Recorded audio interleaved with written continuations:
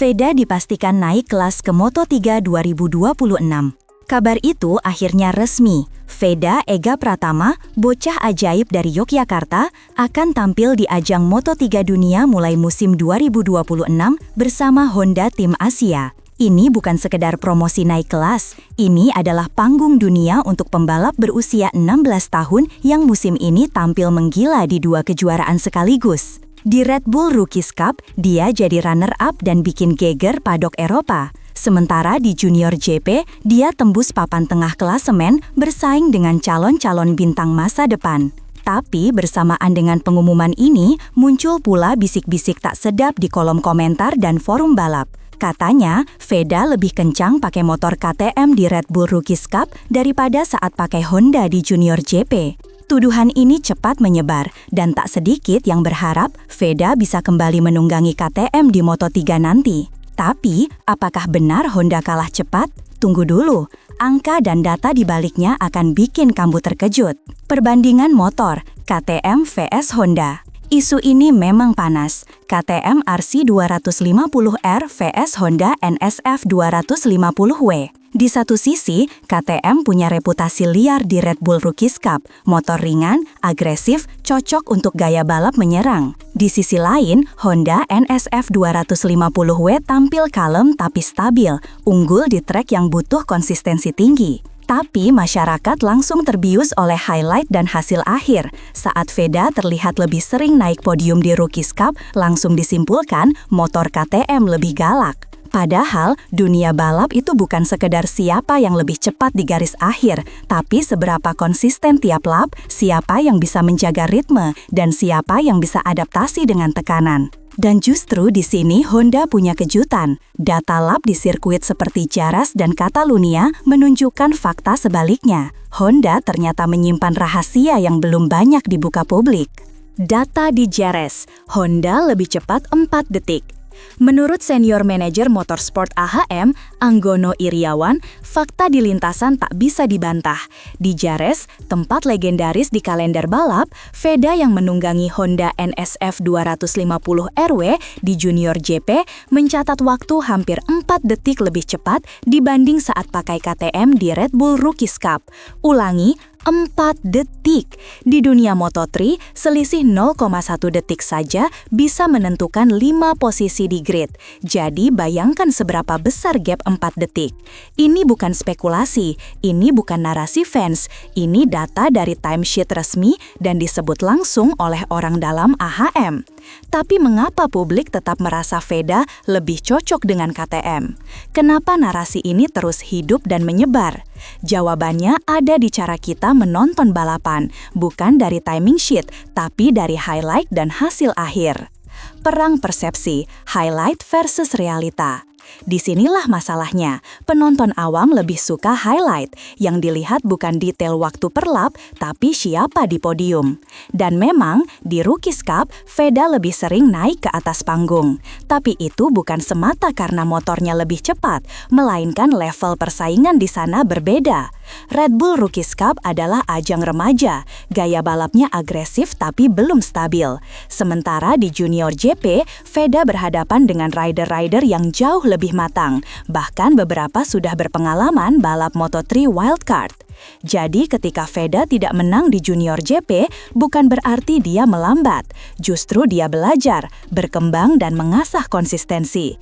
Itu modal utama untuk bersaing di Moto3 dunia, bukan sekedar motor yang bisa lari kencang 3 lap lalu drop. Ini bukan sprint, ini survival. Honda tak tertinggal jauh. Kembali ke data. Di Catalunya, sirkuit teknikal dengan banyak sektor berliku dan akselerasi, Veda mencatatkan waktu yang hanya selisih tipis dengan sang pole-sitter. Ini bukan rumor, ini diungkap langsung oleh Anggono di Pedok Catalunya saat berbicara dengan media Indonesia. Artinya, motor Honda yang dipakai Veda sebenarnya sudah sangat kompetitif. Jadi, argumen bahwa Honda lemah karena Veda tak podium di Junior GP itu jelas keliru. Veda tak kalah karena motornya. Ia hanya belum tampil sempurna di lintasan yang penuh jebakan strategi. Dan justru itulah yang bikin dia matang. Yang dilatih bukan cuma kecepatan, tapi juga kontrol emosi, strategi menyalip, dan stamina mental. Dan semua itu dilakukan di atas motor Honda. Anggono AHM, jangan hanya lihat hasil akhir. AHM akhirnya angkat suara untuk meluruskan persepsi publik. Anggono Iriawan menyebut salah satu kesalahan umum penonton adalah terlalu fokus pada hasil akhir. Menurutnya, balapan tidak bisa hanya dinilai dari siapa yang naik podium. Lihat juga selisih waktunya, tegas Anggono. Ia mencontohkan, dalam beberapa balapan junior JP, gap antara Veda dan pemenang lomba hanya terpaut sangat tipis, bahkan di bawah 1 detik. Ini artinya, Veda sebenarnya masih sangat kompetitif. Kita terlalu cepat menyimpulkan hanya dari posisi finish, tambahnya. Dan inilah pesan pentingnya, kompetisi di level dunia tak hanya soal speed, tapi soal konsistensi, strategi, dan bagaimana seorang pembalap mampu beradaptasi dengan tekanan. Disinilah Honda memberi fondasi yang solid. NSF 250RW bukan motor instan, tapi motor yang menuntut presisi dan pengalaman, persis seperti karakter Moto3 yang sebenarnya. Masih punya taring di dunia. Banyak yang menyangka Honda tertinggal dalam pengembangan motor Moto3, apalagi setelah beberapa tim independen pindah ke KTM atau gas-gas. Tapi fakta di lapangan berbeda. Honda NSF 250RW tetap digunakan oleh tim-tim pabrikan besar dan masih punya catatan kemenangan di Moto3 dalam beberapa musim terakhir. Mesinnya memang tidak agresif seperti KTM, tapi sangat stabil dan kuat di tikungan cepat. Motor ini juga dikenal responsif terhadap setup, sehingga cocok untuk pembalap yang cepat belajar seperti Veda, Anggono. Bahkan menegaskan, dari segi motor pun Honda NSF 250RW masih mumpuni untuk bersaing di level dunia. Jadi bagi Veda, inilah platform ideal, motor dengan potensi besar yang menuntut teknik tinggi. Dan jika ia bisa menguasai motor ini sejak dini, maka di musim 2026 nanti, dia bisa langsung tampil kompetitif, tanpa perlu adaptasi ulang seperti jika pindah ke KTM atau pabrikan lain. Muncul harapan Veda pakai KTM lagi. Di tengah euforia promosi ke Moto3, beberapa fans justru berharap agar Veda kembali pakai motor KTM, seperti saat ia mendominasi di Rookies Cup. Tapi permintaan ini tidak realistis. Moto3 bukan ajang bebas memilih motor, pembalap terikat pada paket yang disediakan tim.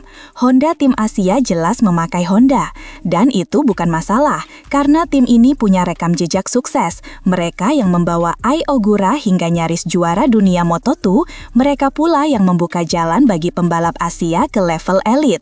Jadi harapan agar Veda ganti motor hanya karena terlihat lebih cocok adalah simplifikasi yang terlalu dangkal. Dunia Grand Prix tidak bisa dinilai dari highlight Instagram.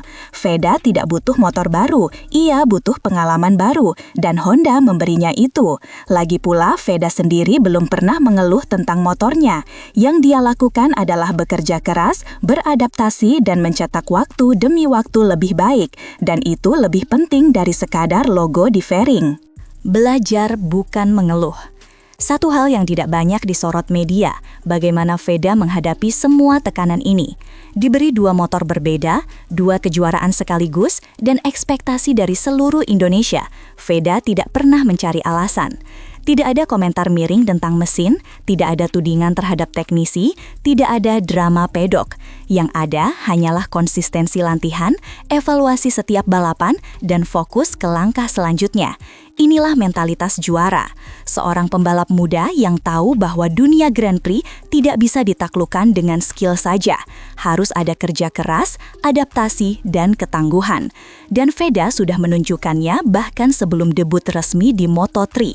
Ia tahu, entah KTM atau Honda, yang paling menentukan adalah pembalap itu sendiri. Dan jika melihat rekam jejaknya sepanjang 2025, runner-up Rookies Cup, 11 besar junior GP, Veda sudah lebih dari siap untuk tantangan berikutnya. Menuju Moto3, Honda, Veda, dan misi merah putih. Moto3 musim 2026 akan jadi babak baru bagi Indonesia. Untuk pertama kalinya, dua pembalap Indonesia, Veda Ega Pratama dan Mario Aji, akan bertarung penuh satu musim di Grand Prix dunia, masing-masing di kelas Moto3 dan Moto2. Dan menariknya, keduanya berasal dari jalur pembinaan yang sama, Astra Honda Racing School. Jadi bisa dibayangkan besarnya taruhan AAHEM dan Honda Tim Asia.